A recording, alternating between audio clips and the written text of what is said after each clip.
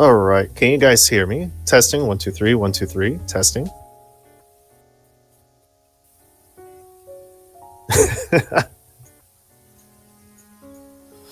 Yeah. So we have some technical difficulties. So we are going to get started very soon.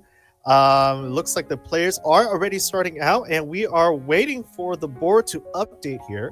And so, good morning, everyone. Good morning. Yes, we can hear us. Yes. And so we are. Thanks, guys. We are in round number 5, everyone. Round number 5, and none. We this is going to be an amazing match. The reason being is because we have 2 undefeated players in the San Diego round number 5. We have none other than Guan Yu Song playing as the Blackstones against Calvin Sun playing as the Whitestones. So now, let me just text Enrique really quickly. We can't see the board. It's not updating because we actually want to see what's going on in the game. And so, but what we do have right here. Okay, so something's happening. Something's happening. Okay, we got it. All right, cool. Okay, so what we have right now, for those who are just tuning in, this is round number 5. We have Johnny Song, Guan Yu Song, 7 Dan amateur against Calvin Sun, a 1 Dan professional. They are currently standing at 4-0. 4-0 undefeated so far throughout the whole tournament right now. And a little bit of a background right now about Calvin's playstyle in this whole tournament. At least from what I've seen, Calvin has been very solid, very based on fundamentals. He hasn't played in a long time. So not really knowing what the new AI Joseki is really a true testament to how valuable fundamentals are. He's really playing not outside of his comfort zone. He's playing what he knows. He's building up upon fundamentals. And it just goes to show that a lot of these Dan level players have been training with AI and knows current AI Joseki. And really, it's just fantastic to see that someone who hasn't really been practicing with AI variations is still undefeated in this tournament. Yes, they're a professional player, but it's just a true testament to how strong fundamentals are. So let's get on with the game right now, because that was my 2 cents that I really want to say, because it's been really cool watching him play during round 4, the last round. And so what we have currently right now is somewhat of a very interesting opening. We have top left, top right, with a 3-4 with a 1 space extension for both players. We have the bottom right with a very strong diagonal in the bottom right here, and 1 space base, or 2 space base, sorry. And then we have the AI variation right here. Now, Johnny will know what to do with this, or Guan Yu. Again, if it goes by Johnny Guan Yu, I don't know. I'm just basing it off of what OGS is telling me right now. It's Johnny. What's happening right now is Johnny is playing. I believe this is the common way that AI is saying to play this type of Joseki. Now, with Calvin playing the Knight's Move enclosure right here, now it's really up to Johnny on what type of style that he wants to play. That was a misclick, so that was not an extension up on the top left-hand corner. That was a misclick, I believe. Yes, it was a misclick. Okay, so we're gonna see what's happening right now. That was a weird move. We're gonna see what's gonna be happening right now. Triple code? No, there shouldn't be a triple code in this game. But what is going on? Because we are trying to follow along. It looks to be like we are a couple moves behind, at least from what I'm viewing on the live feed right now. But we do see that Johnny is playing in a very fighting spirit way. We can see that Johnny's approaching on the bottom corner right here, building upon the 1 space extension right here, and really pinching off these 2 white stones in the center. Now, with Calvin, again, he's trying to play solid. He's trying to have a nice foundation. So he's like, you know what? I don't know what you're going to do on the bottom. I just know that on this bottom corner right here, I can always extend into the corner. I can kick and really just push you out of my way and build. And so this is the bottom right-hand corner is a very strong shape. So Calvin's like, you know what? I'm just going to Tanuki out, and I'm going to start approaching your top right-hand corner. Again, remember, there's 1 space extension right here, playing on the D17 for Johnny. And Calvin's like, you know what? I'm going to attach. I'm going to ask a question. What do you want to do? Are you going to build this corner, or are you going to make me do some complicated variations? And Johnny's like, you know what? I'm going to take my corner. I'm going to have a tiger's mouth shape. And Calvin's like, I'm going to pull back and then make a base. Now, what we do see right here, if we're just analyzing the board right now, what we do see is Calvin building his top Moy right here, playing in lines with the 2-space extension right here. Very nice in terms of direction of play. He's building upon that strength. We have a wall facing the top middle, and so why not build something there? With Johnny, he's trying to claim the top left-hand corner, but obviously right now the top left-hand corner is on that 4th line, so Calvin can easily come in and potentially do an approach, a peep, might be able to take away some of that potential. Now, obviously, since it's still early in the opening, we're not going to go into super fighty mode just yet. Yes, we're fighting right now, but we're not going to go into like, hey, I'm going to destroy this group right now. There's a lot of big moves on the board still left. And right now, Johnny's playing it very safe, playing it very simple. This move right here on the C7 position is telling Calvin that I want to press you onto the 3rd line, building my potential out into the center, playing along my M3 stone as well as my 2-space over here. Now, the 2-space might be cut off by these 2 stones on the bottom right-hand corner, but always watching the pro, it seems. Yes, yep. But what we have right now is Calvin already going in for the cut. Our player in white is now cutting off the 2 black groups right now. And this is a testament to Calvin. Calvin has been doing this all tournament long. He's like, you know, I can see that you're trying to do something. The ladder doesn't work for you. I will win the ladder if you ladder me out. I'm going to cut your groups right now. I'm going to make more weak groups. And you as a black player are going to have to defend it. You got to do something. If you are going to be building upon your Moyle over here, which I want, I'm going to start pressing on these 2 stones and start kind of carving this out right here. So him extending upwards is going to be asking that question. It's like, hey, what is it that you guys want to do? What do you want to do, Black? Do you want to save this, or do you want to save these 2 stones? And we have our answer. So Calvin's going to go in and be like, okay, well, you're not defending your 4-stone group. I'm going to start taking away its liberties. I have a nice approach invasion here into the middle, putting a lot of pressure on those 4 black stones because they are not totally connected yet. Now, these 2 stones for white are also very weak. We can see that if we draw a very loose boundary line for black right here, we can see that white is in black's territory. So any fight that happens within that territory is going to over-concentrate black and be at a disadvantage for white for running out. So, go Guan Yu, go Canada! Woohoo! Canada! And so, what's happening right here is now Calvin really has to decide, do we run out? Do we start adding more pressure on the 4 black stones? Or do we just Tanuki out right now? Again, I have 2 stones that I can play very soon. If I start jumping up or start, pressing on this single black stone on the M3 position, that might bode well for the support of these 2 stones over here. And so this is what we're seeing. We're seeing decisions being made. We're seeing questions being asked. And right now, Calvin is like, I'm going to defend. And it's Johnny's turn. Johnny, now the question is, do you defend your cutting point? Do you defend, build your potential? What is a good potential move? We know that Calvin's very strong in terms of his fundamentals. This is aired, so Johnny was able to potentially see some of Calvin's moves in prior matches and vice versa. And so it's really, what are we going to do now? What is the plan for black? I would say build strength on this 1 stone, right? Weaken these 2 stones might be a nice play. Potentially asking the question, maybe, hey, are you gonna do something in the corner? Might be. Is there an OGS link? Yes. So here, let me post up the OGS link for everybody. Good question. Okay. I'm hoping this doesn't ruin their thing, but here's the OGS link for you guys. All right.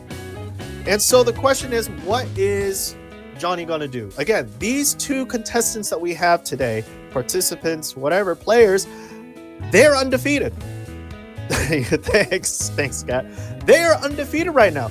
So they know fundamentals. They know good strategy, and this is going to be a true testament to Johnny's knowledge base playing up against Calvin, who is a pro player. And so I'm rooting for Johnny this game, guys. I'm hands down, I'm rooting for Johnny. So I'm hoping that our amateur 7-dan can beat the pro, because that would be an amazing match to watch. But right now we are at a standstill, and so big moves. Let's count the big moves. Right now, White is ahead. I would say White is mainly ahead. No, it's quite even, actually. I feel like it's quite even. Now Johnny is going in for the pressure. All right, so let's reassess what's happening. We're putting pressure on these two stones. Now, are these two stones important? Well, again, they're important in terms of asking the question, which side do you want to defend? And it looks to be that Johnny wants to defend everything. Wants both sides. The newest professional. No way, Guan Yu beat the newest professional? That's awesome. They should let Calvin beat Black once. I guess. I think they negated this earlier. Who knows? Well, congratulations, Johnny. I didn't know. But thank you. That is awesome to know. But what we do see right now is Calvin now asking, what is it that you want? You can take the two stones. But if you take the two stones, I'm going to destroy your Moya right here. I'm going to cut this one stone off, and I'm just going to really wreak havoc on your area. Potentially. That might be a great question to ask. And now we're seeing the net. We're seeing a net capturing these two stones. Now, the thing is, Johnny has invested many moves. 5 stones right here. At least 5 stones to capture these two. Now, in Calvin's case, Calvin, at least from my understanding of his games while watching and watching this tournament, he doesn't like to do hard things. If it's a little too difficult, and especially in the opening, maybe Tanuki out. Leave the Aji there. Try something else. Might be. With this net, it seems really hard. Maybe just make a base, destroy Black's potential in here. Try to find a way to live, putting a lot of pressure on the M3 stone, building in with the F3, or just cutting it off like we were talking about earlier. Cut it off and now go out and wreak havoc. The only time he can have some Black is by wearing it. Their sweatshirts lie. Yes. So it is a lot of asking this morning. A lot of asking, or this afternoon. It's actually afternoon time right now. And what we have right now is White is now building a nice potential here. Putting a lot of pressure on this stone. I'm still looking at the M3 stone. I still feel like it's going to get under pressure, especially as Black tries to surround White right here, possibly going on top. White might just crawl on the bottom and then just come on out. Building into the potential of the bottom side of the board. And now Black has to find a way to live in the middle. Again, this group right here is only 1 eye currently. Can we make 2? That's to be seen. I don't know yet. Again, still very loose, very open, very safe. But now Johnny really has to think. Again, 5 moves to capture 2 stones is really concentrated in that area. So now the question is, how do we build upon our strength? Maybe a shoulder hit right here would have been nice. The push and cut again. If White goes in, push, cuts, White has a way to come on out. So the defense right here on the F4 position is what Johnny feared, or is what Johnny is looking at to defend that push and cut. But again, it's looking like White is really trying to kind of break up Black's strength here. Try to poke holes, maybe making more weaknesses in the match, in the group right here, and potentially now just crawling out. And so it would not surprise me if Black decides, or White decides to kind of just push these groups out. Again, he doesn't need to. If anything, he could easily just let it go and Tanuki elsewhere. But it really depends on how much points, or how, I would say, how strong this center group can get before Calvin like really has to focus on it. I'm not too sure if it's is super necessary yet. Again, there's a lot of other moves on the board, and you still have a couple stones right here to kind of reduce black's potential and go up. So I don't know. Again, so for those of you guys who are tuning in, my name is Indy. I am the commentator for our last round here. And I'm currently around 3 to 5Q on OGS. So I know a lot of you guys were asking about my rank last couple commentaries. And so I just want to let you guys know that I'm roughly around 3 to 5Q. So if you guys are stronger than 3 to 5Q on OGS and would like to chime in the chat, please help us all out, because we're all here learning, and we're just having an amazing time. Harold boy, does Guan Yu go by Johnny? I don't know. It says Johnny here on the OGS account. They typed in Johnny for it, so I'm just calling him by Johnny. If he reads that ahead, he would have wore gold, probably. Yeah. That's just how deep his reading is. He anticipated this in-game result when he was getting dressed this morning. We need to talk to the TD tournament director. Yeah, Wade Calvin was white all 4 games. Yes, he was white all 4 games. I don't think he goes by Johnny. Maybe it might be. I don't know. Maybe I'll go back to Guan Yu, or I'll just say Black and White Stones. Who knows? But Johnny's his nickname now. I'm gonna have it as a nickname. But right now, Guan Yu is taking a while thinking about his next move. Or Calvin, sorry, apologies. Calvin is taking a while thinking about it. Again, Calvin just finished this match about not too long ago, 10 minutes ago, for round number 4. Could be due to mental exhaustion, could be due to the caliber of Guan Yu and how well his reading is. And so the question is, what is Calvin's move? What is the strategy here that is going to evolve from this position? We see that Black has an extremely strong center, really condensed, really strong. And the idea is, well, if Black is to build upon it, I can see a couple big moves right here. Maybe a shoulder hit right here. Okay. Maybe a poke right here. Okay. It's still strong shape. We have a couple of approaches up here, right, to build upon the moyo that Black is potentially building, especially with this wall being built right here. Okay. And we also have, the center that is going to be a big fight later on. And so Calvin still wants to have access to the center, especially on the bottom part. Coming from the top, it helps Black build the boundary right here. So I guess that's why Calvin doesn't want to approach on the top hand side. So it's going from the bottom, weakening the Black stones. You have the 2 Black stones right here that's becoming weaker and weaker as he's extending out in this direction. And so as he's building strength with his weak group, he's weakening the other Black stones.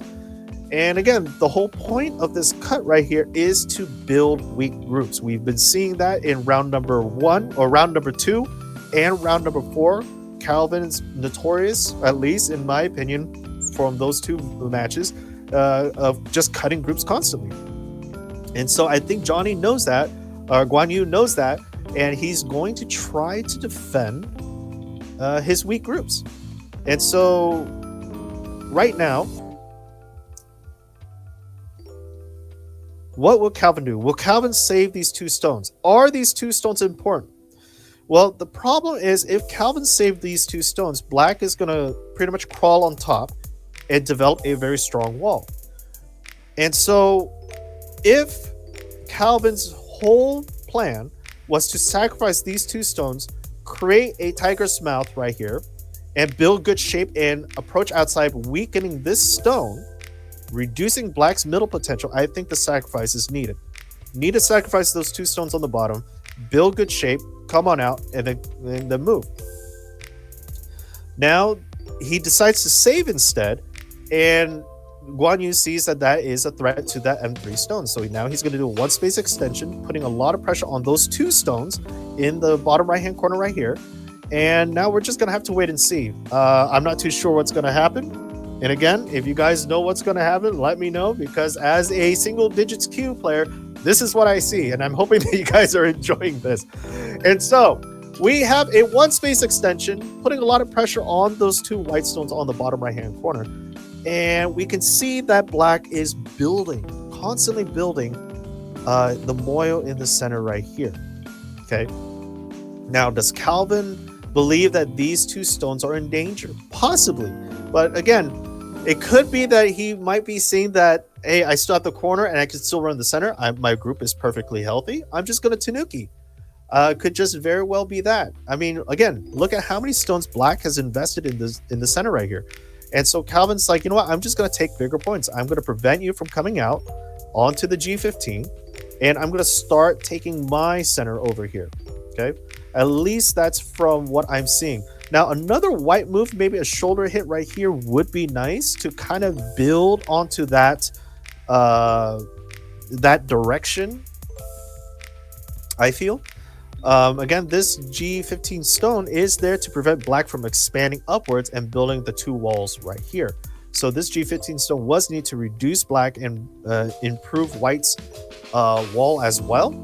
And so we can see that white is building his wall up here, trying to stake claim to a good chunk of territory. And so, does anyone want to take a guess as to the point breakdown right now? If you haven't looked at the OGS link, put in your guess right now on how many points does each player have.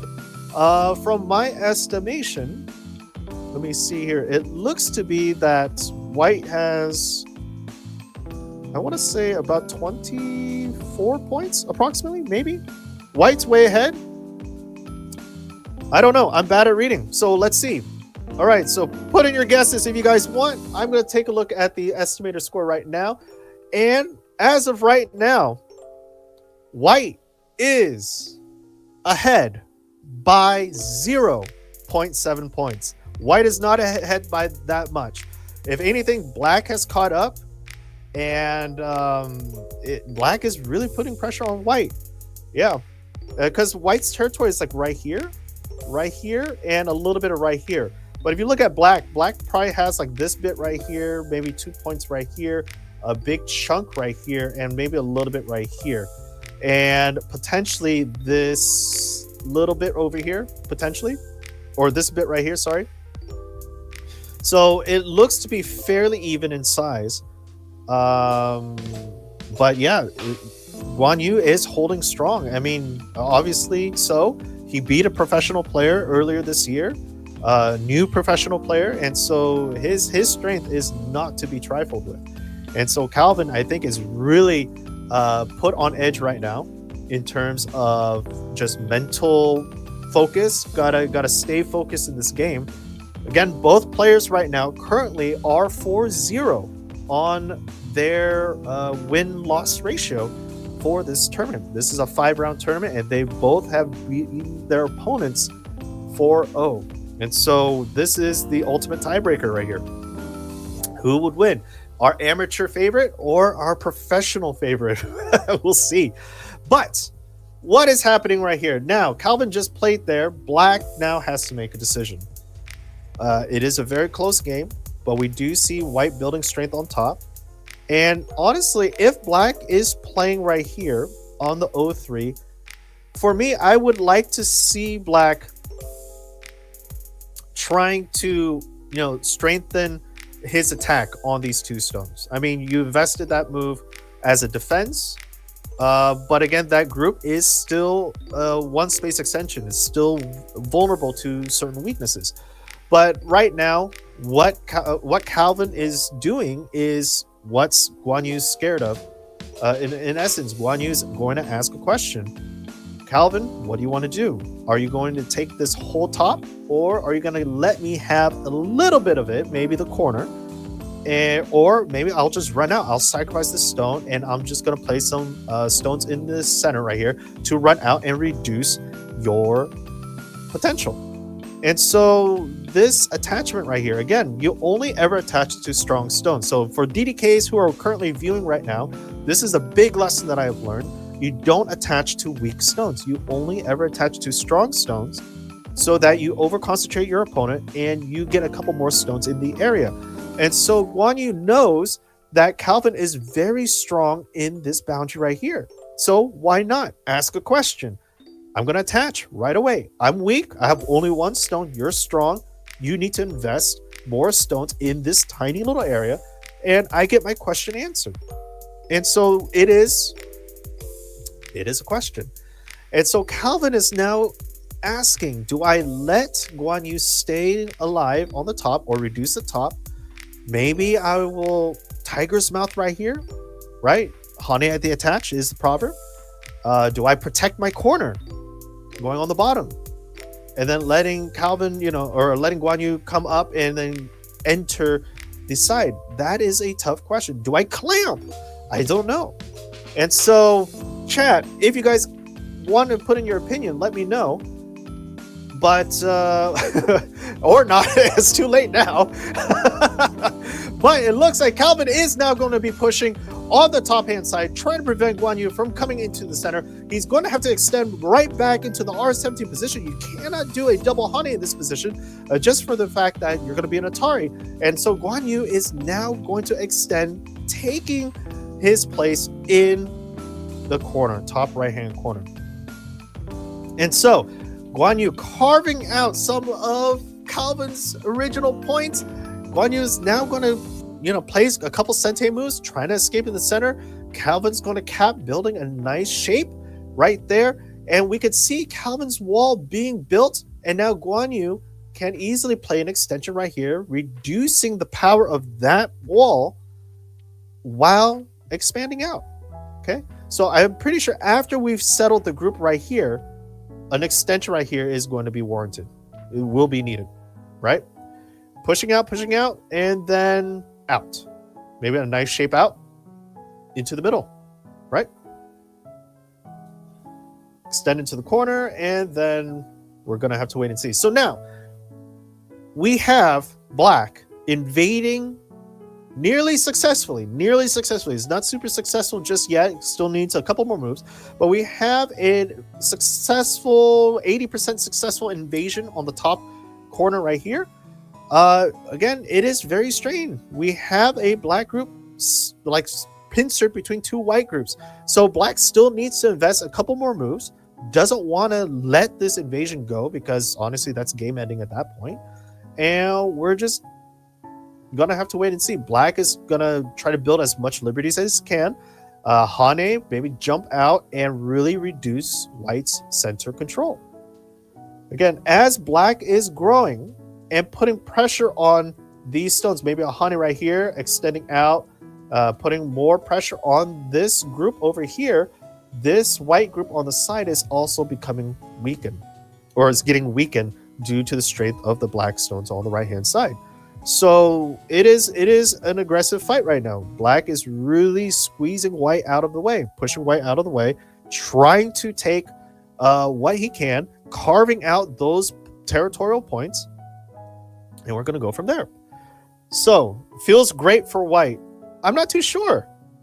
Yes, White's building a lot of potential, but remember, Black is on the third line on the bottom right here. I feel like once this Black group is settled, Black playing here again reduces a lot of White's potential.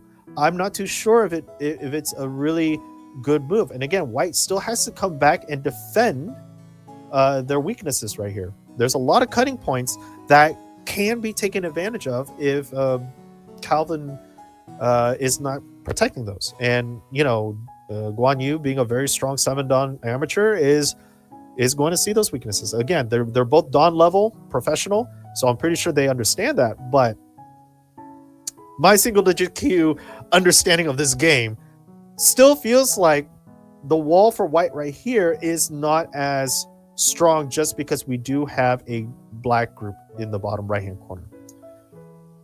But what do I know?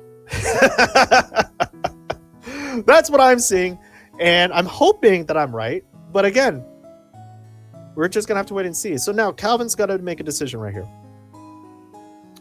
What to do? Well, it looks like Black already has two eyes in this position. Black has an eye right here. Okay, Black has an eye right here. And it looks to be Black has another eye right here. So this Black group is fairly strong already. So to be able to kind of do some shenanigans here doesn't seem all too likely. Yes, we do have a peep right here as well for White. That could, falsify that eye. But now White is building strength on the wall. connecting to the weakness, and now it's Calvin's move, or it's Guan Yu's move. This was Gote. Guan Yu now has Sente to play elsewhere. I would really love to see Guan Yu playing in this area. I just don't know why I want Guan Yu to play in that area. I feel like that's a very strong move. Now, another strong move might be to just kind of cap white from escaping here, right? Build black's potential right here, cap white, and connecting the two groups together in sort of that kind of shape. But we're just gonna have to wait and see. Again, black still has to come back and protect these two groups right here. These two groups are still fairly weak. It's being cut by the two white stones on the bottom right-hand corner.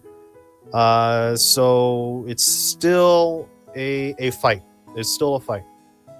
Okay. Now, with that being said, I'm curious to know what the score is.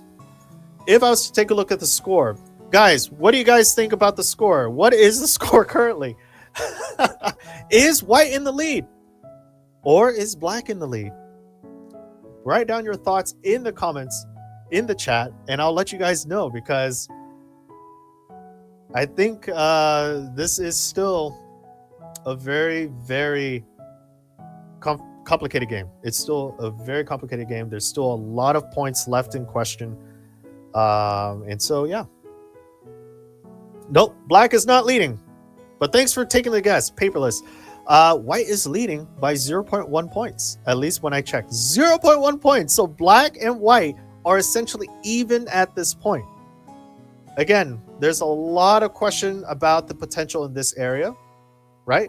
There's a lot of question about the potential in this area, and white now has access to reduce black in the center right here. So we still have the entrance coming in. We still have this, and we still have the entrance over here to reduce the center. We have a couple monkey jumps right here later for endgame to reduce black's area. We have a couple invasion points in here, either third line or second line, that can be done. And we also have a peep right here at the, 4-3 mark. So there's still a lot of things that can happen in this game. But Guan Yu is now taking it simple, taking it slow. And it's really, I don't know. If I was black, well, if I was white, say that black is going to play. If I was white, what would my next move be? Well, again, I feel like just in this area, the building and securing the points that you have. You build a nice wall. You don't want to lose it. I feel like that's the next big move.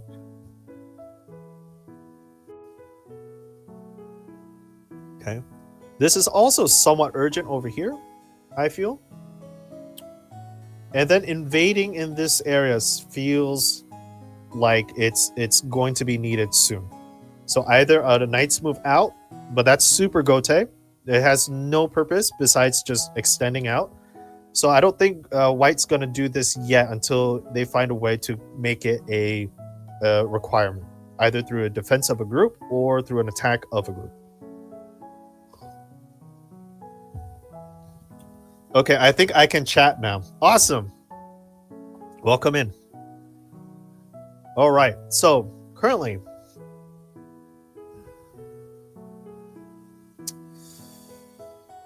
this is tough because, again, Guan Yu is thinking hard. Now Guan Yu looks like he's going to make a move. He's making a move. Where is this move? Come on, show me.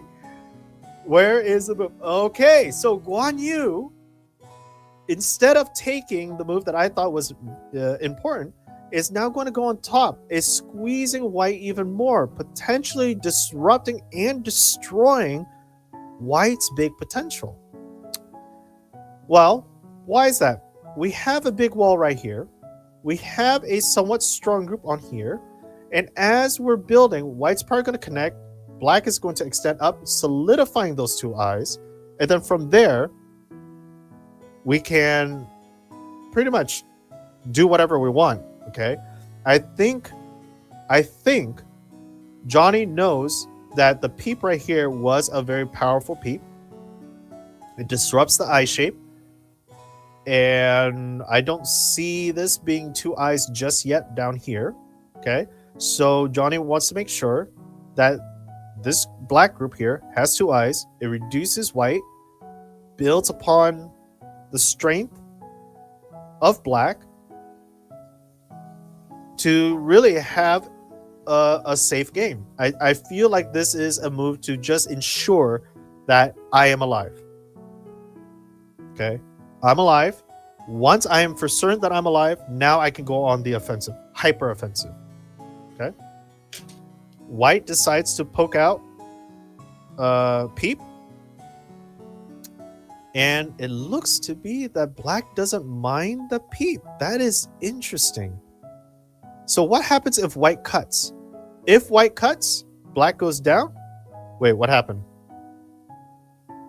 Oh, white pushes, doesn't Peep. White pushes, black caps. Okay, totally different from what I saw. And then white is most likely going to cut, right? White cuts, black solidifies the eye. That should be what's happening here. Okay. Okay, wow. That was a different turn of event. That is interesting. Gote for black. So black played it was a Gote move? Maybe. White does have Sente now. And it looks like white did Atari. Black decides to Atari back. White connects. And now, like I said, once this group is for certain that it is alive, black is going to go in for the extension and go attack this stick. Okay, the stick has a lot of eyes, but also has a lot of cuts. And white's like, you know what? If that's the case, then I'm going to attack your weak corner right here. There's a lot of invasion points. I can come in, I can peep, and I can extend outwards and really reduce your potential. Like I said, I did see that. I did not see that there was an invasion point there because I'm not very good with invasions. And my cat is tangled up in my headset, and I'm going to try to move my cat around. And so there we go. And so we see that invasion. We see that white is now asking a question. Do you value your corner or do you value the side? And honestly, at this point, black better protect its corner, because that's the only big point that he has with the best efficiency. Okay. So.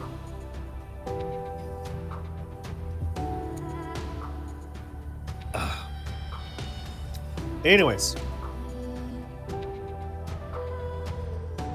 Now, if black decides to defend, say that defends downwards or maybe does a counter pincer, okay?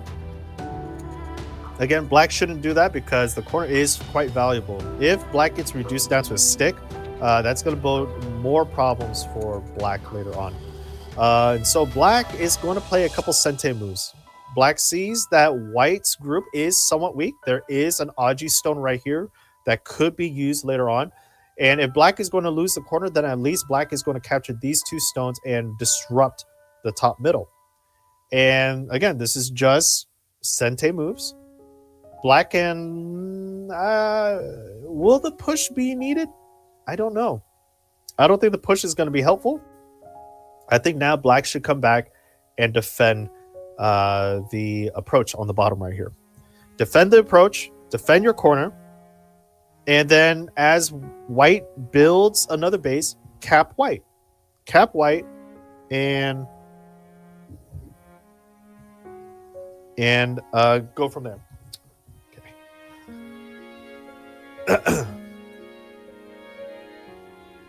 Yep, so that's what we see. And my cat's really, really being affectionate right now, so I gotta put her away. So, thank you. Okay. And so, black is now building his wall, defending his top left-hand corner, allowing white to now make his next move. Again, white played there for a reason. White's going to either make a base, come on out, or peep. But the peep doesn't really do much. There is no peep. Yeah, I'm thinking even the Hane here seems pretty nice. Yep, the Hane here seems really nice. It's going to come back, and then white is going to build a tiger's mouth or just connect solid. Either or, build strong shape. Black can't push because white's just going to build another tiger's mouth and then extend out, building strong shape, eye shape, and really reducing black's potential. Okay, so let's reassess. Calvin right now has swapped strategies. Okay. With Guan Yu doing a lot of reduction move against Calvin, Calvin is noticing that Guan Yu is really coming up ahead and potentially tying the scores. And so if Calvin plays as the same defensive strategy that he's been doing all tournament, I feel like he would fall behind, and I think he realizes that. So now I feel that he's turned on the aggression slightly more, in my opinion, and he is really putting on the pressure of reduction while separating weak groups, and he's trying to close that gap. That's what I feel. Again, the attachment right here, I don't think I've seen that in the last 2 rounds that we've showcased with Calvin. At least I don't recognize him ever doing that. He's always played very solidly, but to kind of attach and then go from there, that seems to be like a more aggressive play. Okay. And so Calvin coming back, defending his territory right here. Again, boxing in, trying to not let Black reduce this wall anymore. Again, that was a big move that Black did. Black made 2 extensions. Pretty much this is a solid base. We still have access to the corner, and we still have these 2 black stones over here on the bottom that still needs some support. Okay, these 2 stones against these 2 white stones, don't know yet. Still a lot that can happen. I would like to see these 2 stones kind of just crawl out and break out. I feel like these 2 stones, if white is able to build, I feel like those 2 stones are going to play a big role in terms of final point count. But who knows? All right.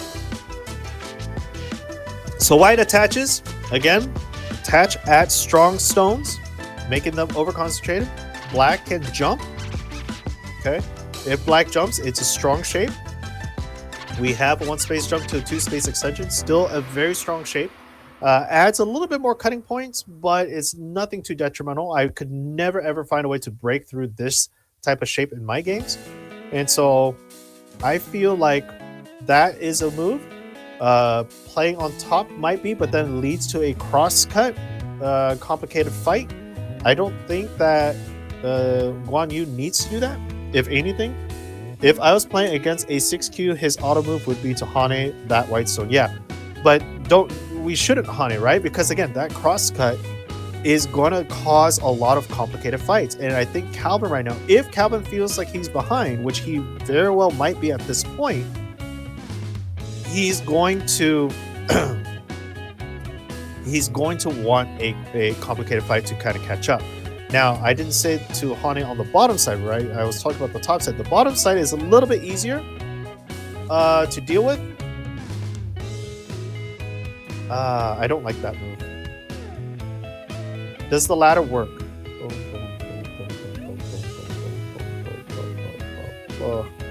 The ladder might work. Again, the cross right here, yeah, I'm thinking the ladder works. And so now we have a weak black group trying to live, okay? And Guan Yu is now separated. I mean, we have a ladder right here. We have a white containing black in this area. This is a very strong white group. And if black doesn't do something quickly, black is going to lose the eye shape in the bottom right here, and we'll have to essentially play at the M14 to kind of live or find a way to create another eye. This is forcing white to play defensively. Again, it's not a bad move, but it is hurting black's upper group. So it is a very, very chaotic position right here. White can peep, right? Can white peep right here? I think white can peep right here. But white's not going to just yet. White's going to defend. Black has to pull back or find a way to live because these stones are not in a good position. These stones, maybe go for something up here. Tiger's mouth poke. Oh man. All right, so this looks to be like a life and death right now.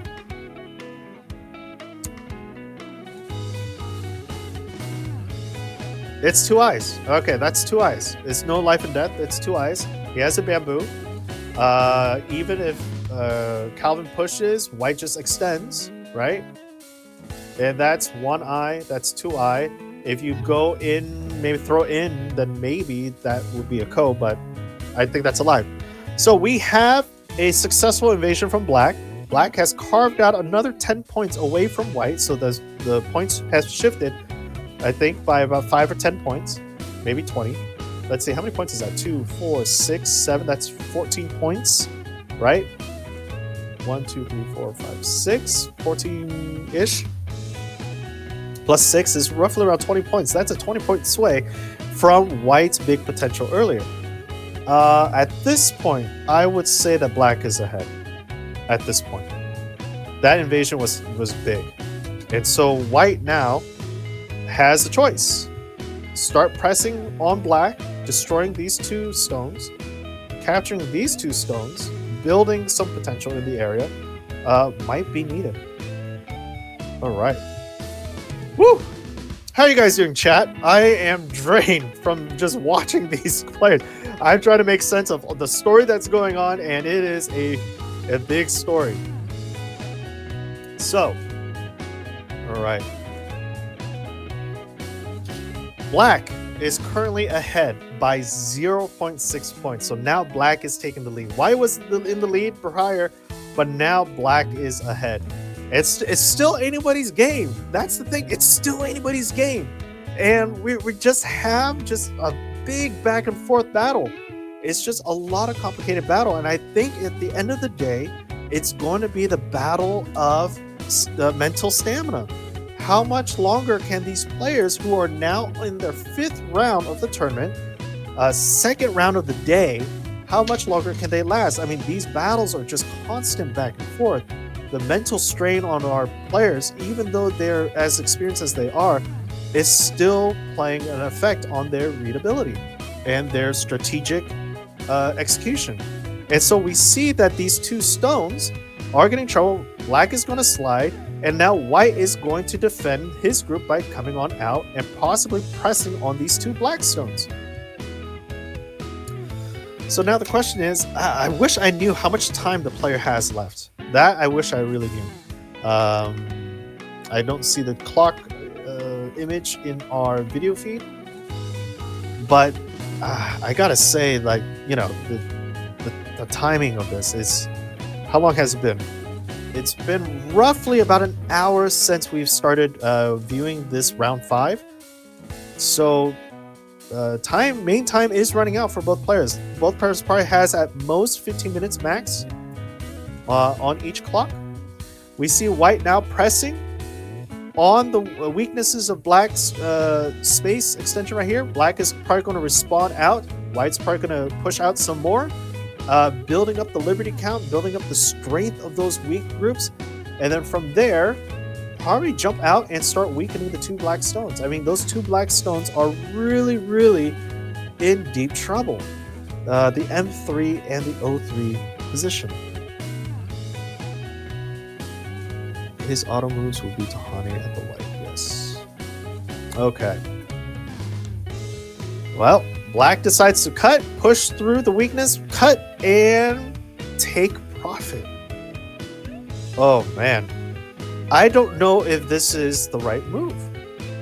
Black Hane or white Hane's on the top. What is black's response? Crosscut? Right? Crosscut, white takes, black builds a table shape. I feel like that's what is going to happen. I'm thinking that black playing this move, thinking that white's going to cross here, and black could extend taking the points, but then if that happens, then uh, white is going to take these 2 stones, which I don't think black can give up. So I'm thinking if white hanes, tarring that black stone, black is going to cut, white might push, black extends, and then a stone is going to die, but at least we've strengthened our weak groups. Okay. Whew.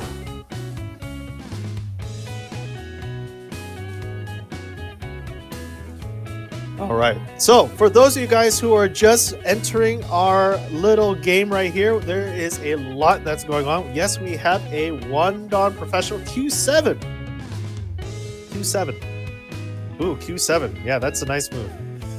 All right, black is going to extend, taking those 2 stones, potentially, or building the wall, okay, driving white out, and capturing these 3 stones. Right? I'm thinking those 3 stones are now dead. If white doesn't extend out saving these 3 stones, one of the 3 stones is going to die now. Okay, one of them is going to die. Black's next move, if white extends, is most likely a extension up here, surrounding the 3 white stones, building a big corner, and then taking profit. I mean, I think that's the move, right? Q7, originally Q7. Yeah, extension right there. Might have been good too. Okay. And so, again, what I was saying. So for those of you guys who are coming in and tuning in, we have 2 players right now. This is round number 5, the final round of the San Diego, California State Tournament, Championship Tournament. And right now, both contenders are 4-0. The time of the timing of the time settings of this match is 45 minutes main time, 3 periods of Byoyomi, 30 seconds each. And so what we have right now is just a big back and forth of carving out potentials and really reducing both players. And so now Guan Yu has to pay attention to this. Guan Yu has to pay attention to his 3 stones too. It's just a back and forth, and I think whoever can read further in this state, who can read the Liberty count, is going to win this battle, because it's either these 3 stones die or Guan Yu's stones, these 3 stones will die. This jump down right here is in preparation to attack these 3 stones, and it's not looking good. It's not looking good. So we're just gonna have to wait and see.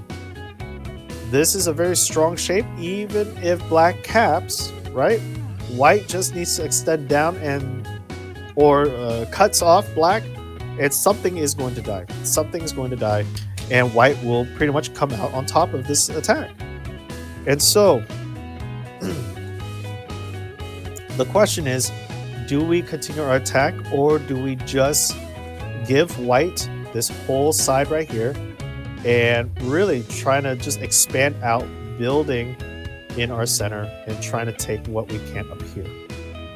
That, for me, is where the bigger moves are very soon.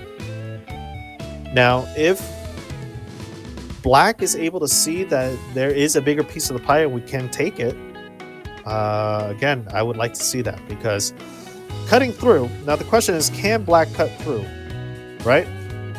If black cuts through, white cuts, disconnects, black Ataris, white connects, and then black comes down. It doesn't make sense for white to do that. So what can white do instead? Well, allow black to connect. We connect white up, and black has to respond, because that would be Sente. And then white extends out, pretty much getting rid of the eye shape of this black group right here, and then putting more pressure on these 3 stones. Black might see that, and again, like I said, build good shape.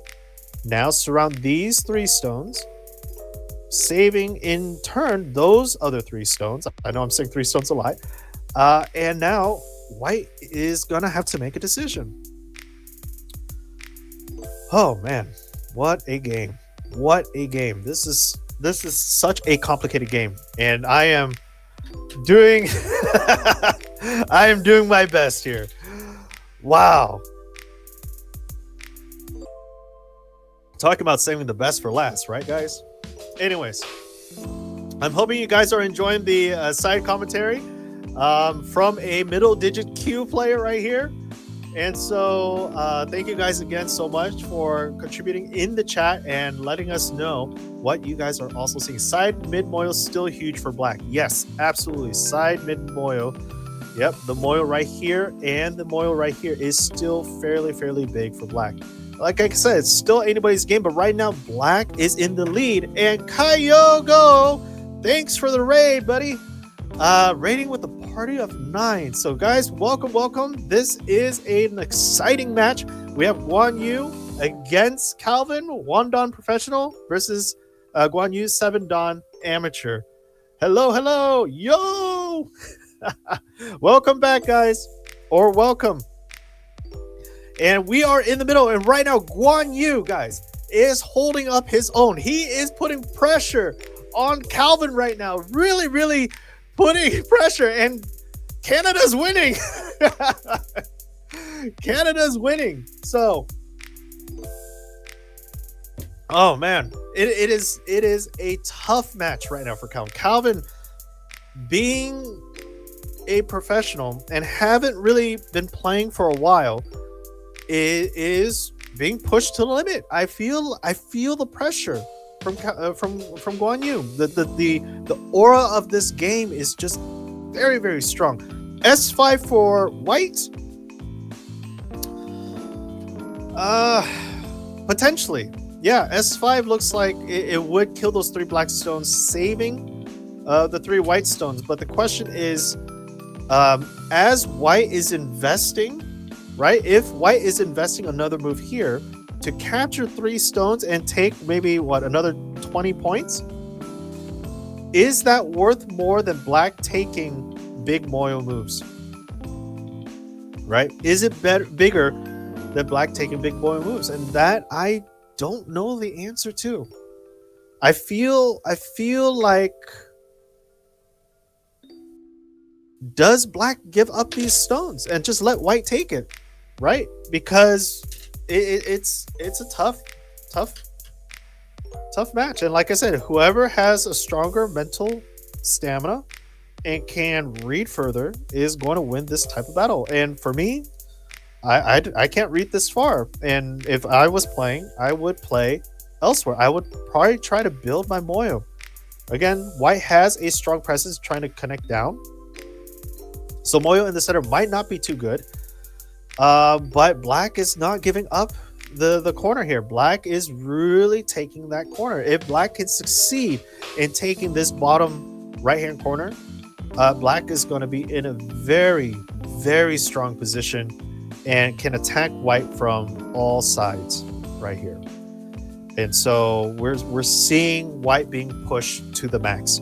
And the aura of these 2 players, I mean, I'm sweating from this game. It's that intense for me right now.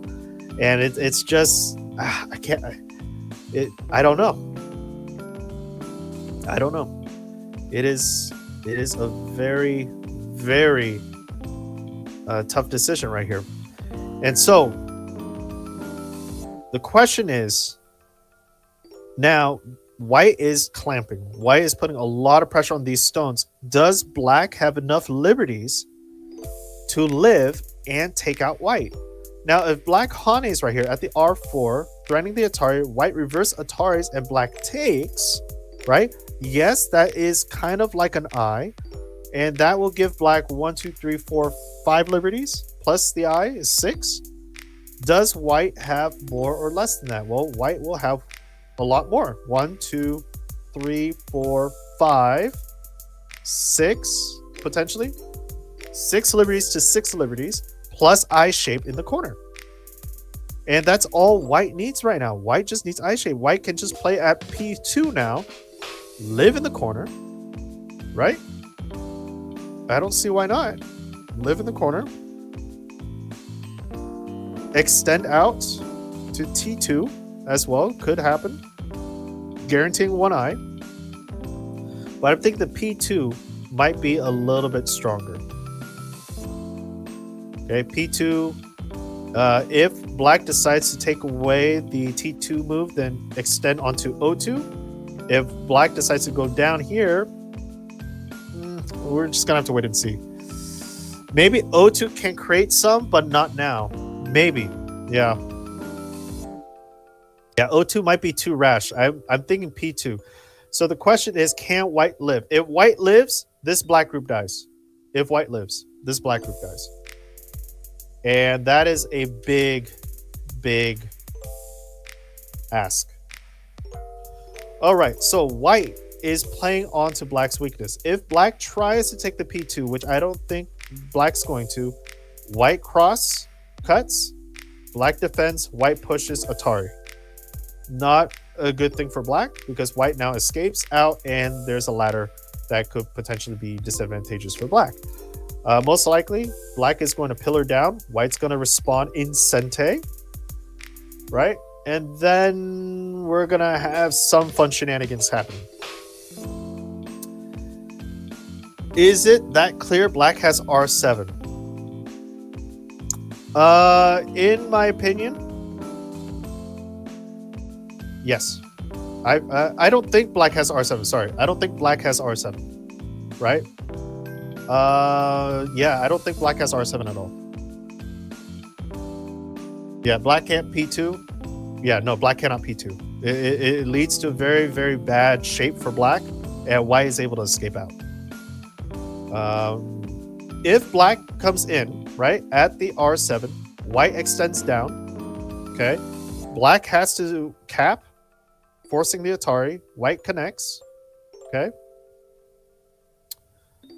And then black has to do something. Black has to do something.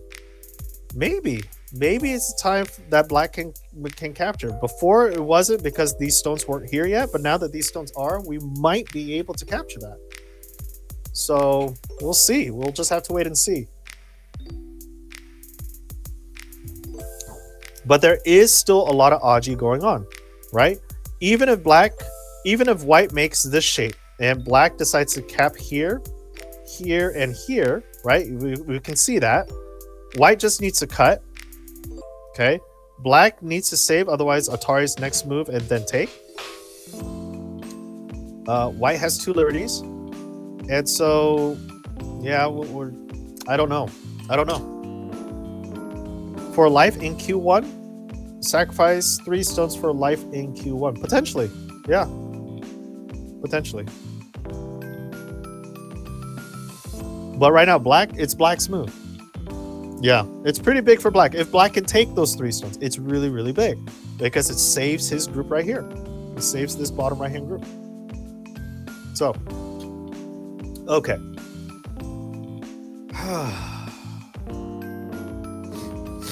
So I'm pretty sure Guan Yu is thinking about it. Again, is there a bigger move? Their time looks like we can if I switch it. So let me switch the scene really quickly. We might be able to. Okay. So let me switch the scene really quickly. Player and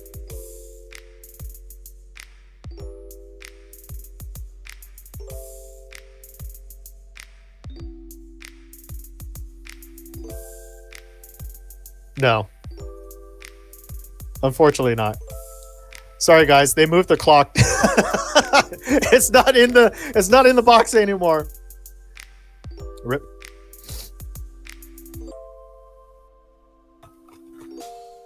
Black 11 minutes and white has 14 minutes left. Okay, cool. All right. So, it's really coming close. Really coming close. This is the finals. Yes, this is the finals. These are the top 2 contenders for first and second place. They are currently 4-0 in this tournament, undefeated so far. And so one of them is going to take the undefeated title, and the other one's going to take the California State Championship. So, yeah. P2 is being played.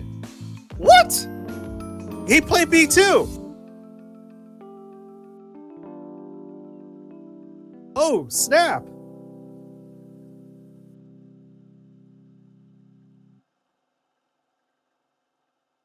Okay, I'm speechless. I thought P2 was a bad move. What did he read? Crosscut at O2.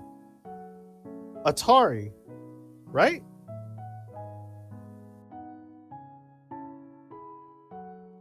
Crosscut at O2. If we save, he goes down. Atari. He reverses Atari. We capture. We have 2 eyes. Are we missing something? Why P2? What did Guan Yu read? Did he misread? O2. No, he can't play Q2. Right? It's O2.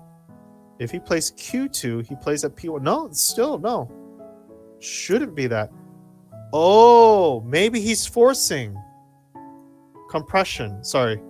Maybe he's forcing it. Right? Maybe he needs 1 more liberty for this top group right here.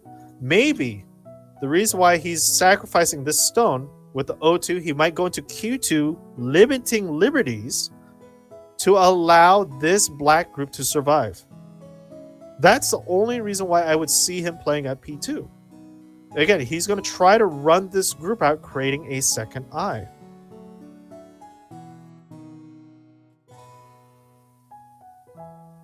Yeah, again, if black is more stable, I don't think white is looking at that. Right?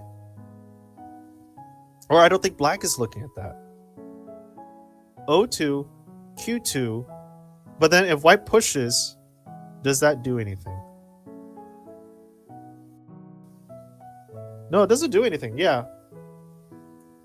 I don't know what that move is for. That is a very interesting move.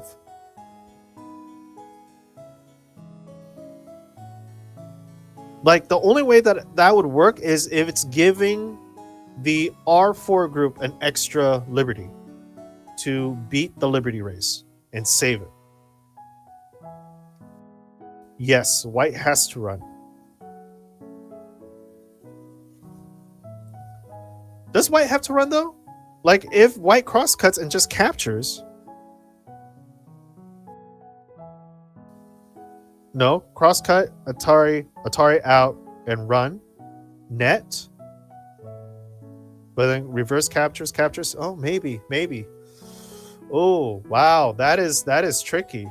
But then again, he has another Atari up here plus a 3 stone group. That is also bad shape, right? If white starts running out, okay, adds a lot of Ataris on these stones down here. White crosscuts, Atari extends and starts attacking these 3 stones, right? It just leads into a very complex situation. And white does have to come back to kind of fill in the Q2 position as well. Otherwise, white's going to get into massive trouble. Maybe that's the play. If white goes out at 04, then black can cut at Q1. Yes, absolutely. I just read that. I didn't see that before. Wow. So Guan Yu, who's wearing a white shirt now, who's playing the black stones, is pushing Calvin. No, Guan Yu is the black. Guan Yu is black stones. Yes, white shirt, black stones. Yeah, okay. We're seeing the variation read out. White's going to drive out. Black is going to connect. Black captures. Okay, ultimately destroying. Yeah. Wow. Yeah, no, 04 first was the better move? Maybe. Interesting.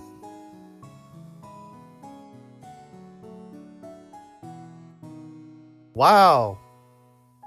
So I totally misread that, guys. I totally misread that. I didn't see that he would take.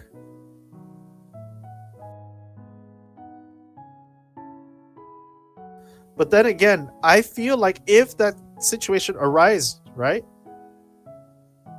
Play a Q first and then run out. Oh man, that's a toughie. If white play good, I don't know. I don't know. This is tough now, right? This is getting very dicey. But again, white can Atari. Don't forget, white still has a couple Ataris here. Okay. Black extends, putting pressure on this group. White has to come back and fix. Yeah. White connects. That's 3, 4, 5, 6 liberties. Right? 3, 4, 5, 6 liberties. Black has to extend. White extends. Black caps. And white now has to be forced to capture these stones. So as white is forced to capture these stones here, black is building the wall outside. White decides to give up the 2 stones. Wow. Wow. And now white's going to extend, trying to box in those stones. That's what I'm seeing. Wow.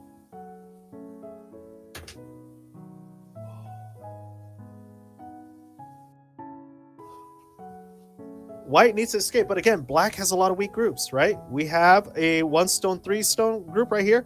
White just needs to connect up with his group over here, then he's alive. And then he will have center presence and extends out.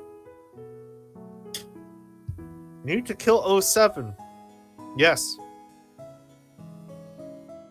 Yes. Yeah, white needs to come back and extend out right here. Hane, even Hane, I think, would be a very good move for white right now. But what is black going to do? Does black take profit? Cap. Right? Does black even need to take that profit?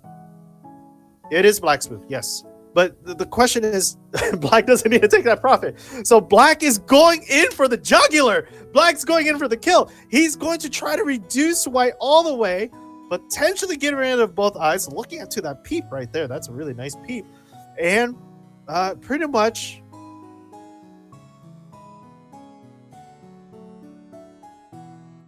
I'm speechless. I'm speechless right now. Yeah. Black is building his moil, getting rid of white's potential, potentially killing white in the process, or at least really damaging white, not even killing. I mean, I feel like white already has 2 eyes, but it is that peep at this peep right here coming up. Looks very, very powerful. It eliminates a lot of eyes on white's end. It's connected to the black group on either side.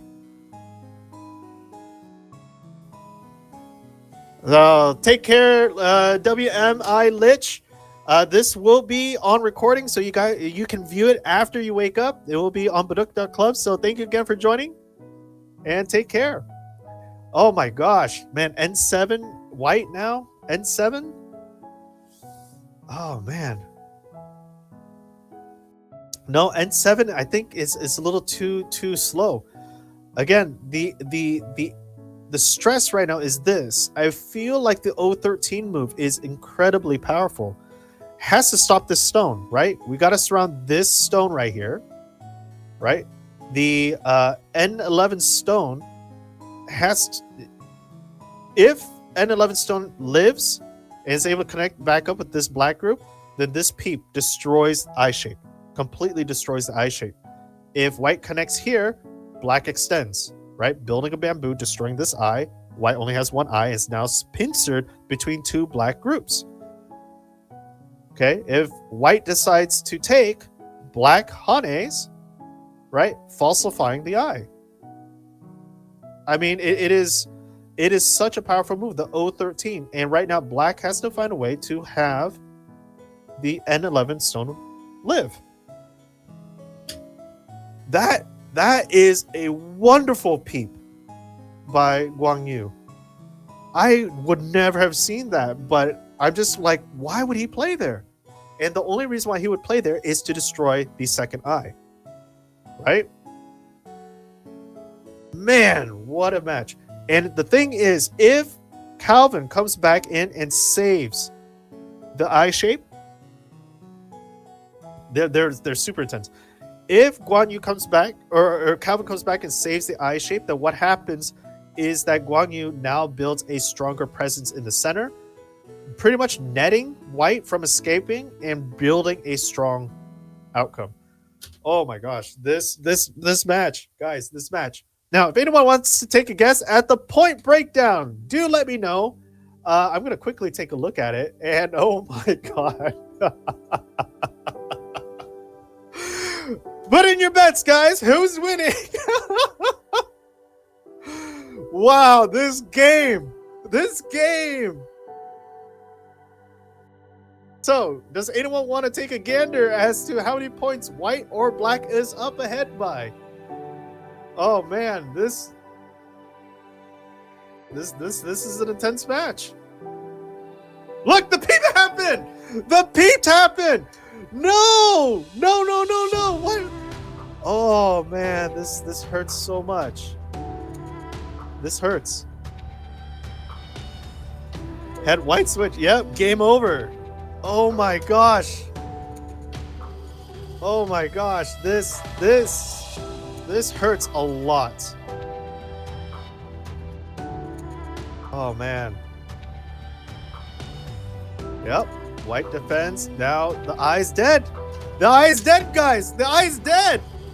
Oh my god, the eye's dead. One eye. Only one eye, and now Black is connected out. Even if White caps, this stone right here is just gonna run out to its home. Its home is right here. It's nearby the game. The Black stone is home. You can't cap it. No. Great. Guys, gotta wait until the very end. We can't assume that it's over. We can't assume. What if White Hanes? Will that do anything? See, White cuts. Doesn't matter. It doesn't matter. You only have one eye. White's gonna cap. You're gonna jump. White nets. Black nets. He's gonna jump. He's gonna push through the elephant's eye.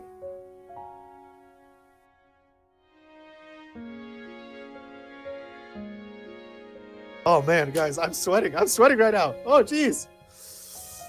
Woo! Oh man.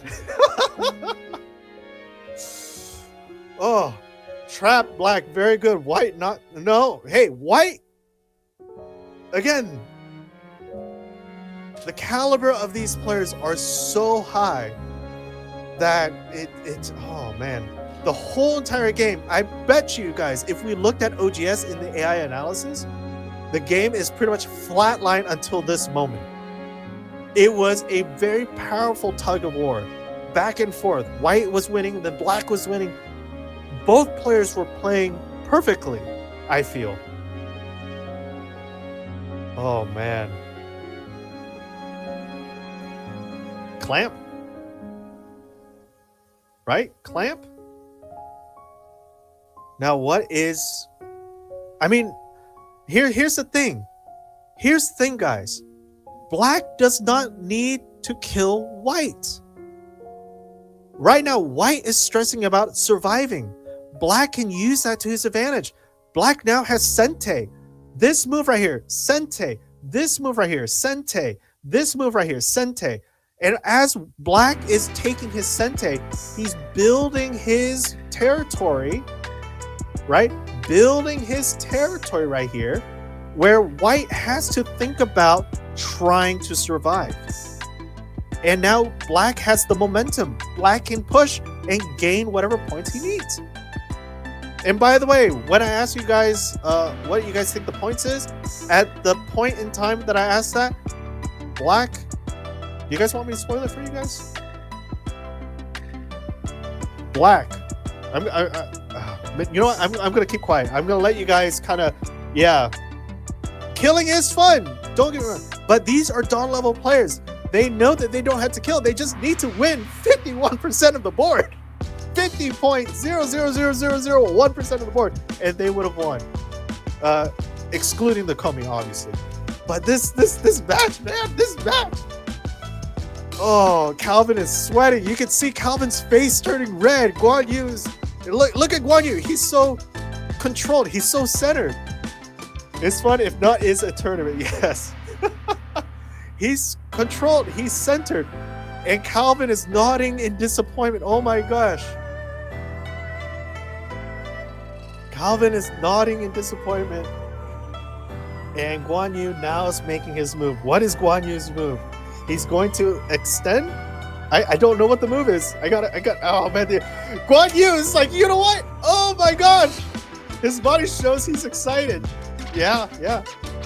Guan Yu Tanukis.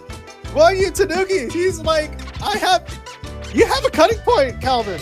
You have a cutting point, my friend. You gotta come back to defend anyways.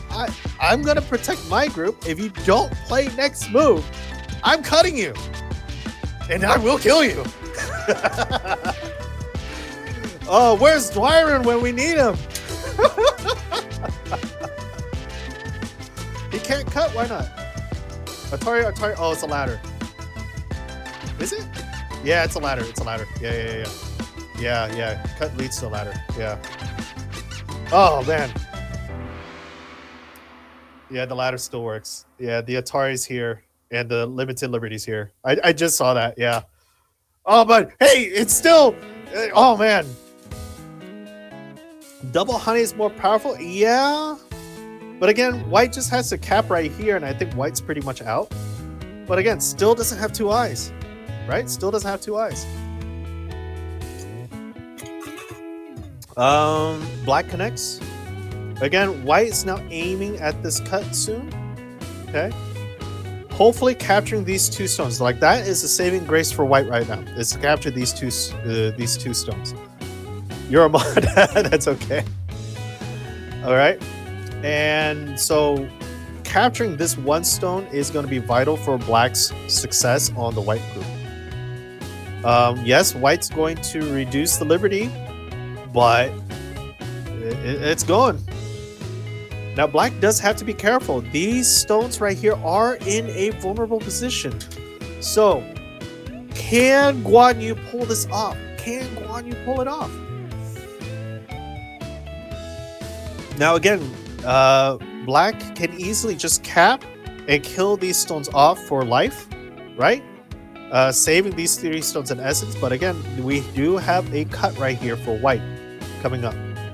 That might be a pivotal role later on for the end game. Do we know what is at stake for first place? I think first place was it $500 as a first place prize? 500. I don't think it's 1,000. Yeah. It's several $100s at least. But we'll wait for San Diego to kind of pop into chat and tell us. But I've been told that there is a separate prize pool. If Calvin, the professional player, does win, then he will get a separate prize pool just because he already holds a professional title. And he won't be eligible to win the top California state champion just because of his professional status. All right. Yeah. Top prize is $300. Sorry, so I overestimated. I thought it was $500. Yeah, so $300. Yep. So $300 again, not chump money, but it is a. Now black has to survive, and black already has 2 eyes. So I don't. These are just end game sente moves kind of thing. Yeah. Now black does have to be careful. Yep. Okay, the snapback was real coming up. White's gonna play his move. Atari. Right? Atari? Yeah. Yeah, white has a lot of sente moves right now. We can Atari here. Black takes. White pushes open. Right? Black fills. Okay. White maybe crosses here. Maybe not. I don't know. There's a lot of sente moves for white. White can still play a lot of moves. Yeah. Second place is $200, and Okay, cool. That's cool. So first place is 300, second place is 200. All right. So the question is, what is White's plan?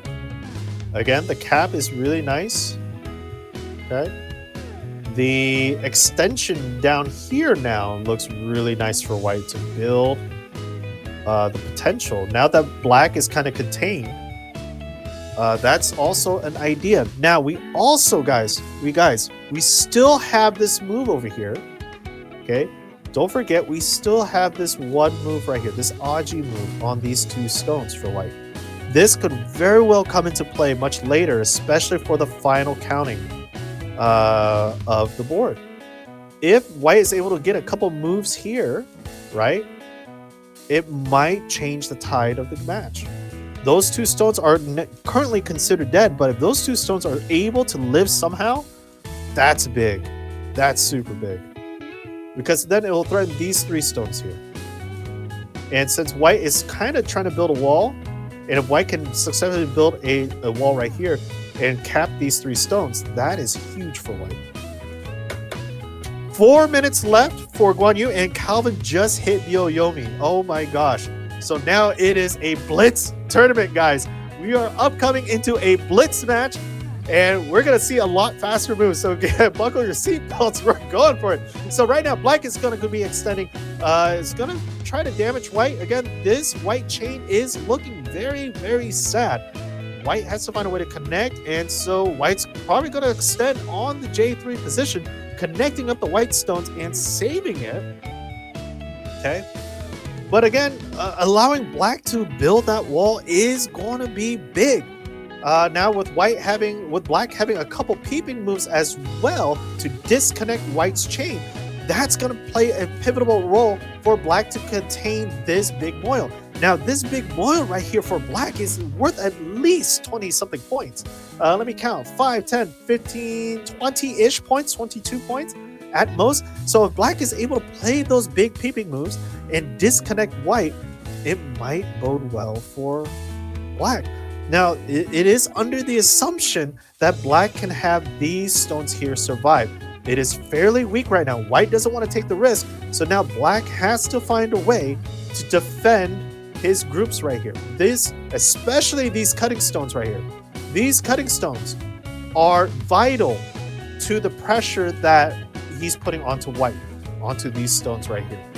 So if Black is able to save those cutting stones, maybe Black needs to sacrifice these stones here. But I feel like just sacrificing those stones might be giving away too much. And so, man, this game, I'm still like, I have so much adrenaline. I'm not even playing this game. But I'm seeing maybe the Hane right here. Okay. Capturing. Maybe.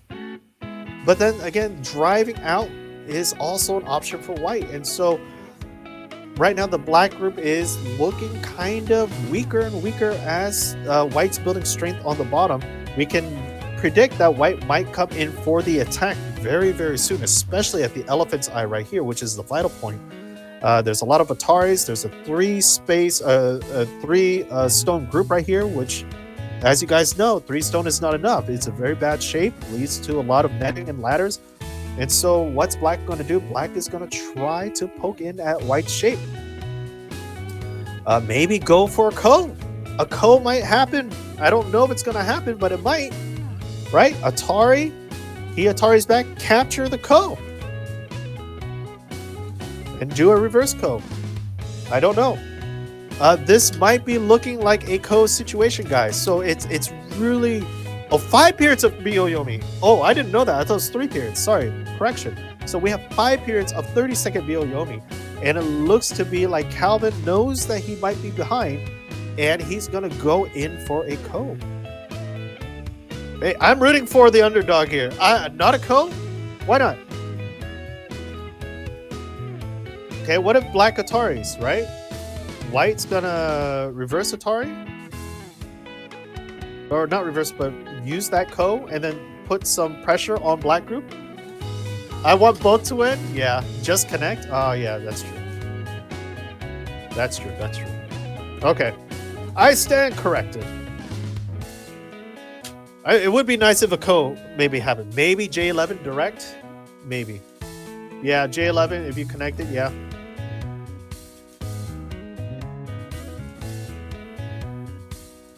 Or black could just cut. Why can't black just cut at J11? Oh, yeah. Couldn't black just cut at J11? I mean, it falsifies the whole eye itself, right? We Atari, black comes out, we push, black comes out, we push, black comes out, jump. You know, maybe. For black, same, yeah. Yeah, it's looking very grim for white. I mean, oh, man. That is a big white group. If black is able to kill off that white group, it's big. It's no joke. But this is the fundamentals that they're showing us. It's like attack when you have strength. Attack when you are definitely alive. So does black R7 end in Sente? R7. No.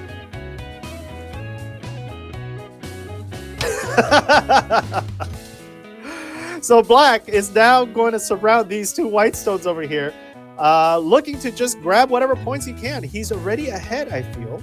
He's going to take the rest of his territory. He's not going to let white build the wall, right? We see a wall. He's not going to let white capture these points. So black is just playing he's backing off. He doesn't need to kill. He's just backing off, take the points of what you got, and go from there. Now, what's really, yeah. So now at this point, R7 might be Sente. Yeah, C12 is big. R7 might be Sente now. Black needs to find a way to kind of live. Otherwise, white's going to cut next turn, capture these 3 stones, and in essence, this whole bottom side. So this whole bottom side will be pretty much white's territory if black doesn't do something soon. Connect the N6 is a vital point, right? And it's a lot of points. Okay.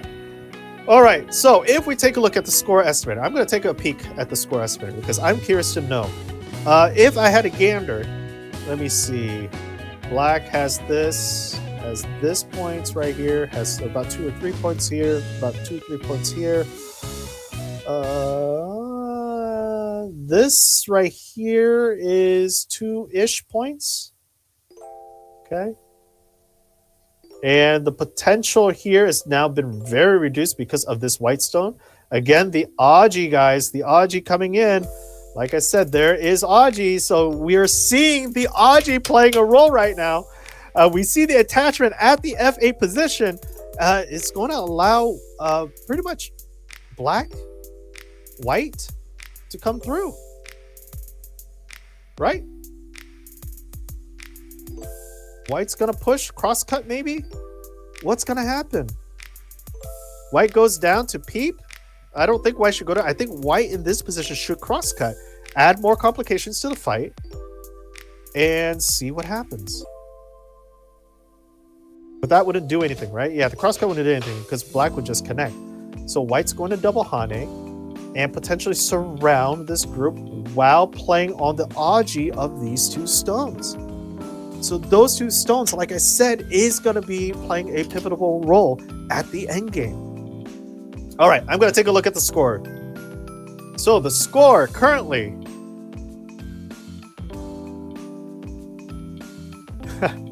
the score currently is black is in the lead. Black is currently in the lead by quite a bit of points. And so, again, just cut, right? Cut, sacrifice this 1 stone. Again, black can also cut right here to kill these 2 stones. So black has multiple avenues of escape. But just preventing white. Now white's fully connected. So again, black no longer has to worry now. But black played his Sente moves. Is going to cap next turn.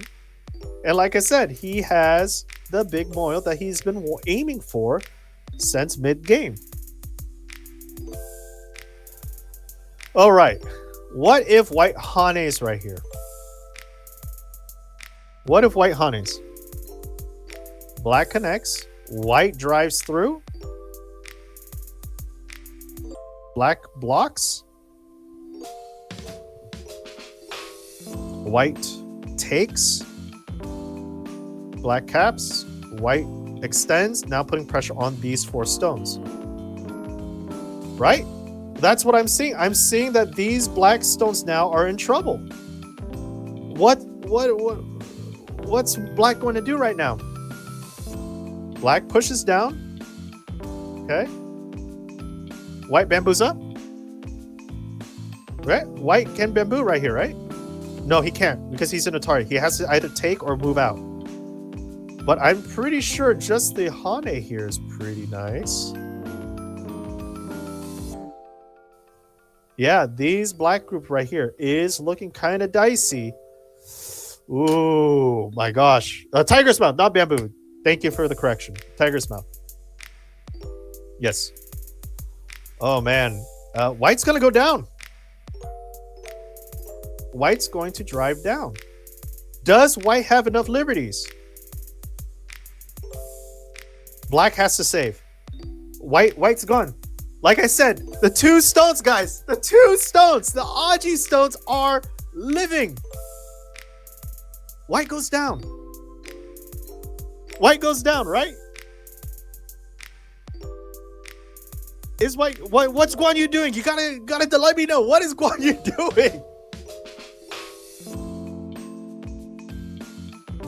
Yeah, both players are in Yomi, but right now, this black group is in trouble. I think if Calvin is going to make a swing for the fences right now, because right now Guan Yu's in the lead. If Guan Yu isn't paying attention, Calvin might take the victory right here because there's a lot of forcing move. White pushes down.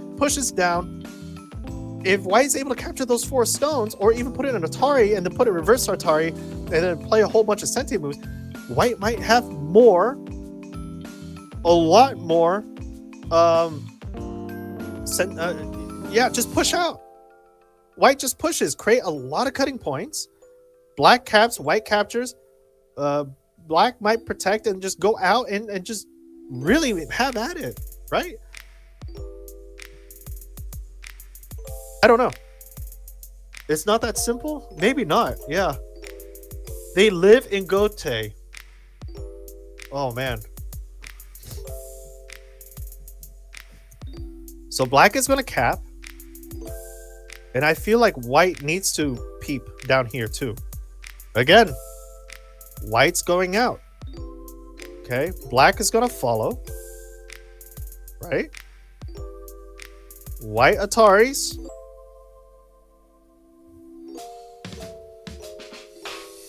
White Ataris. Has to be white Ataris, guys. It's not like white is not Atari. White Ataris, black connects, white takes, white lives. It's not an issue at all for black, but that is a lot of points that black now doesn't have, right? Yeah, white's now alive. Now white could be greedy, but I don't think white has the yeah. No. Now black is gonna connect Tiger's Mouth. White lives in Gote.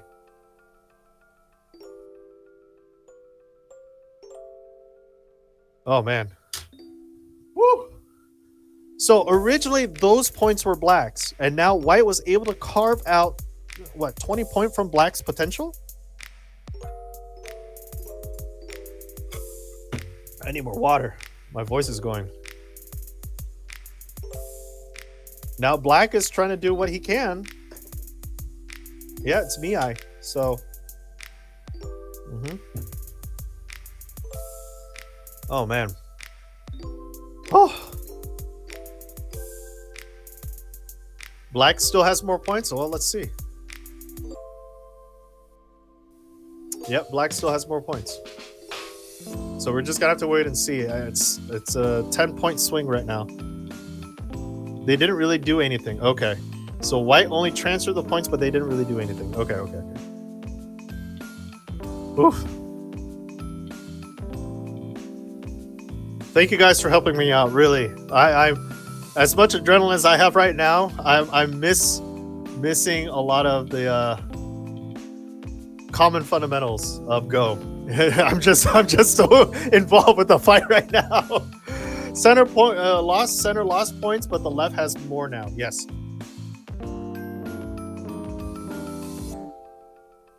Yes.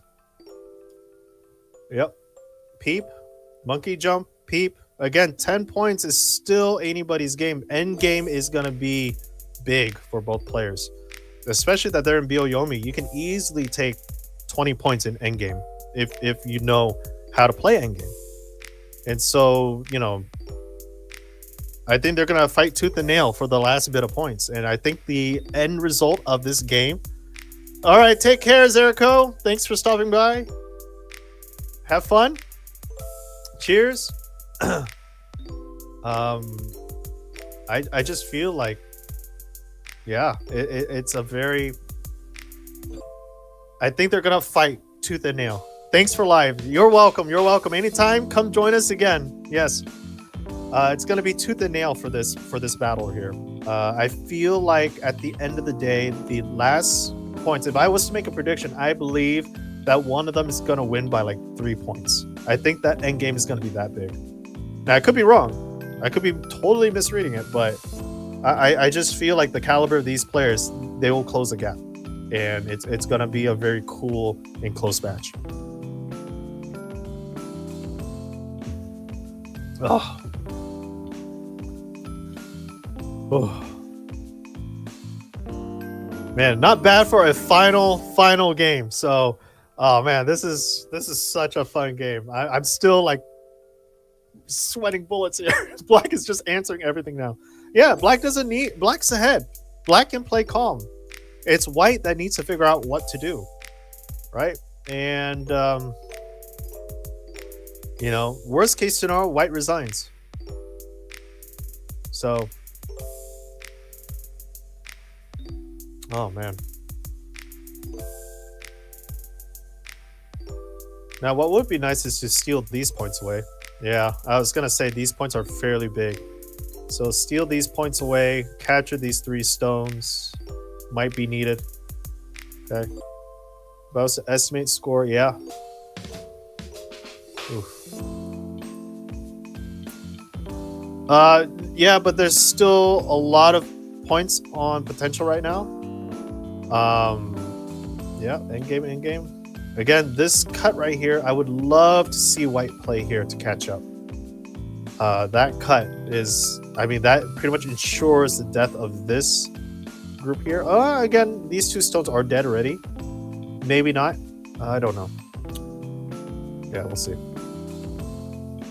But at least these 4 stones here, that's a big, because these 4 stones I think are still considered to be Blacks because of the loose connection right here. Okay. Now, can White cut, or does Black or White just has to pillar down to capture those 3 stones? I don't know. But the gap is closing, guys. The gap is closing. So Black is only ahead by 5 points now. 6 points at the time of looking at it, but I think it's now down to 5. And like I said, endgame is big. Endgame is huge, especially this endgame right here. White can play here, right? Black has to respond. Okay. It's Sente.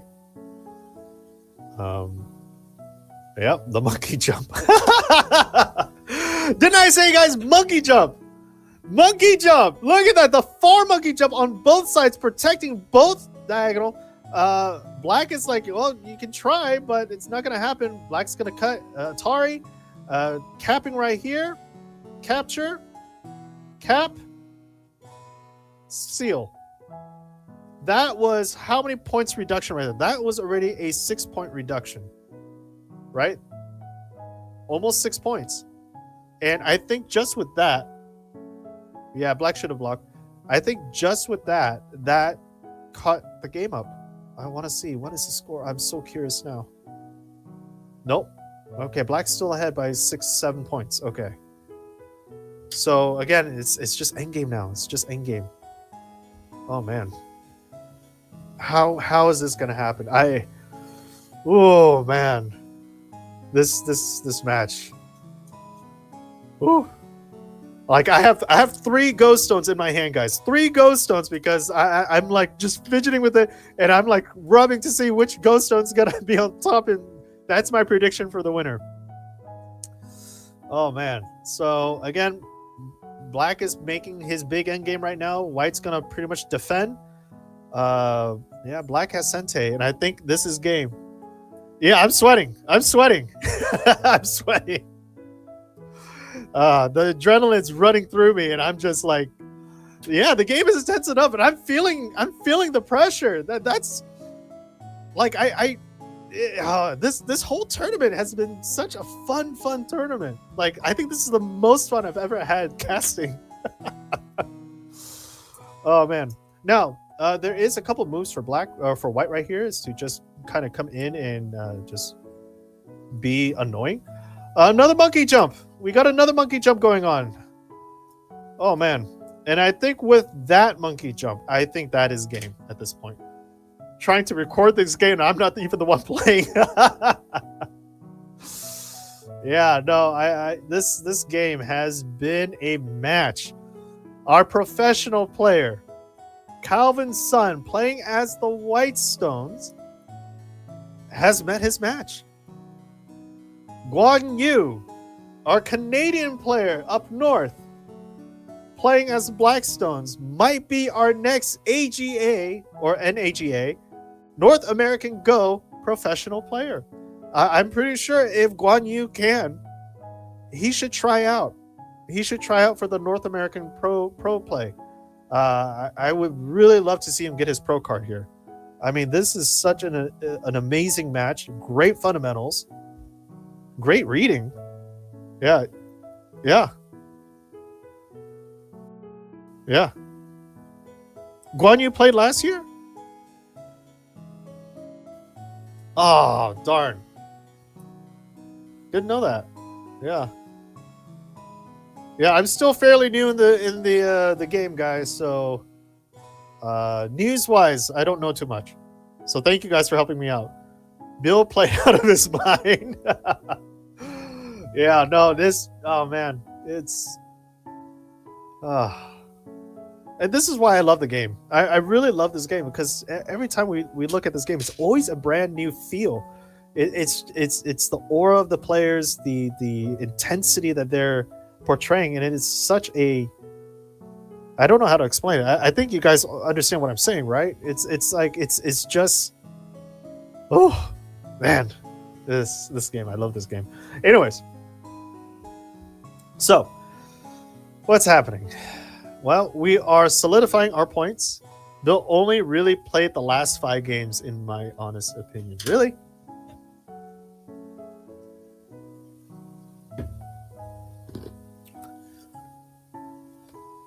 Yeah, so for those who are just tuning in, we are in the finals. This is Byoyomi right now. I don't know how many Byoyomis they have left on the clock, but each player, you can tell from looking at the vid cam, each player is coming up to the end. Oh, Calvin almost lost the last Byoyomi. Oh my gosh, Calvin almost lost on time. Woo! All right. Close call, very close call. Oh my gosh, he's on his last Byoyomi, and you can see Guan Yu still collected, knows that he has this in the bag. He just has to defend, just has to play simple, safe, nothing to worry about. Oh man, this match is oof. From our 2 undefeated players in round number 5. 4-0 for both players. This is amazing. So now there is a snapback coming up if Guan Yu is not careful. Okay, Guan Yu needs to be very, very careful right now, not to kind of just screw up. You know the scores. Spoiler alert. Yes. The final score. What is the final score? North American Go is getting way stronger these days, basically since Riley Lee have had better and better competition and better international. Yes. Yes. Also, Michael Chen and is it Michael as well? Ryan Chi? No, I have not. I have not. I've done commentary on my YouTube channel. Alex Chi, yeah. I've done commentary on my YouTube channel, but I have not been offered or done other commentary. Yeah. So thanks. Thank you for the compliment. Yeah. Yeah, sure. Be happy to do more. I'm glad that you guys are enjoying my commentary because I'm a Q level player, so it's always stressful trying to know trying to know how to commentate with some knowledge in the back. But thank you guys so much for the compliment. I ping you. Okay, I'll check the Discord after this because we're at endgame right now, and I really want to know how far the scores are because this is amazing right here. L19 is gross. Yes, it is. But I don't think our Guan Yu has to worry. He has 2 eyes. It is, yeah. Guan Yu does not have to worry. So, all right.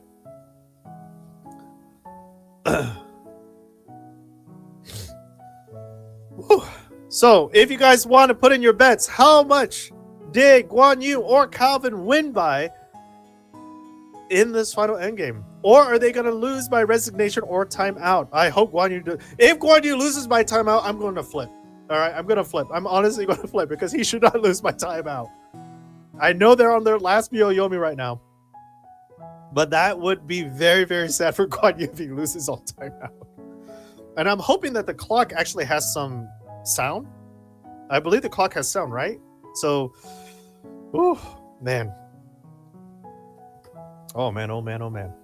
All right, so white is blocking again. This is just final endgame, guys. So guys, again, thank you guys again for tuning in. This was a fun match. Great turnout again on Twitch, and I'm hoping that you guys enjoy all the commentators as well as the matches from our amazing lineup of players. We had a lot of strong players joining in the San Diego tournament, surprisingly. And I didn't realize that some of them are not even living in California. They flew in, and they just killed it in this tournament. And so, oh man, and I was really expecting Yifan to kind of also make an appearance in the final rounds here. But Guan Yu, obviously being very strong, took over. But Yifan played a really great game on day number 1. I really have to commemorate that game. That was a fun game to watch as well. So if you guys haven't watched the prior games and you're just tuning in, I think Baduk Club has yesterday's cast. So go ahead and take a look at those amazing games because they are they're insane. It's a lot of back and forth, those games, and it's just from high caliber players. Really understanding the fundamentals and the foundation. And we also had a situation where one of the rounds was a base race, so to speak. If you want to use modern RTS lingo, it's a base race. And so we gotta come on. All right, my cat is bugging me right now, saying that, hey, I thought you guys are going to be done. And I was like, no, we're still in the middle of the game. Stay still, please. Yes, thank you. Yes, cat. All right, I'm going to show the cat to everyone. She is listening in the go, and she has been a member. There we go. So, yep. Say hi to Sam. Her name is Sam. So yes, thank you. Yeah, she's a wonderful girl. So, anyways, Russian Gray, beautiful cat. Yeah. A funny story is we did not we did not actually ever adopted her. She adopted us. She just came into our house one day and just lived in our house, would not leave. And it was just the funniest thing ever because we've never owned a cat. If anything, we've owned dogs. But she just like, this is my territory now. I'm gonna come in and I'm gonna stay. And so she stayed, and we're happy to have her. The cat distribution, yes. Yes. Anyways, let's take a look at the score now. And yeah, score estimator. We are just about finishing the last bit of points, but the score estimator says Black has won by 6 points. Guan Yu lives in California now. Okay, awesome. Ha! We took it from you guys, Canada. Just kidding. Wow. So, just letting everyone know, Calvin resigned. Guan Yu is our California state champion, winning by a total of 6.5 points. By resignation, but 6 points. What an amazing match. GG for the win. Well played from both of these players. Toronto CD League player last year. Yeah. But GG, well played. And guys, stay tuned because we do have the winner's interview right after this. So, but this is game. Thank you guys so much for listening to the commentary and joining us for this. Yes, we have an interview coming up, so stay tuned. But I am now going to sign out. My cat is telling me that I have to leave and take her out, so I'm gonna leave. I'm gonna sign out. But thank you guys so much for watching, and stay tuned for the interview. Take care, everybody, and thanks again. No.